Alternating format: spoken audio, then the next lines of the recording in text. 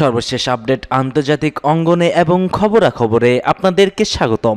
আসসালামু আলাইকুম। জানিয়ে দিচ্ছি সংবাদ শিরোনাম। পারস্য উপসাগরে আইআরজিসির নৌবহরে যোগ দিয়েছে ইরানের নতুন ড্রোনবাহী রণতরী।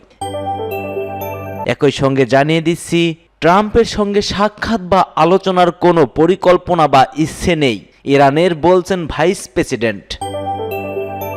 এদিকে ইরানের উপর ট্রাম্পের সর্বোচ্চ চাপ একটি ব্যর্থ অভিজ্ঞতা বলছে পররাষ্ট্রমন্ত্রী আরাকসি। জানিয়ে দেব সিরিয়ায় স্থায়ী সেনাঘাঁটি নির্মাণ করতে যাচ্ছে তুরস্ক, উঠে এসেছে এক রিপোর্টে। এবং সর্বশেষ জানিয়ে দিচ্ছি ইজতেমা থেকে ফেরার পথে নিজ দেশে হেনস্থার শিকার হয়েছেন ভারতীয় এক ছাত্র, যে কিনা বাংলাদেশে ইজতেমাতে এসেছিলেন। এতক্ষণ শুনছিলেন সংবাদ শিরোনাম, এবার বিস্তারিত। তবে তার আগে কে কোথা থেকে আমাদের ভিডিওটি দেখছেন ও শুনছেন জানিয়ে দিন কমেন্ট সেকশনে। একই সঙ্গে কমেন্ট করে জানিয়ে দিন কোন জেলা থেকে আপনি ভিডিওটি শুনছেন ও দেখছেন। ভিডিওটি ভালো লাগলে একটি লাইক করবেন। পরবর্তী আপডেট পেতে চ্যানেলটিকে সাবস্ক্রাইব করার অনুরোধ থাকবে।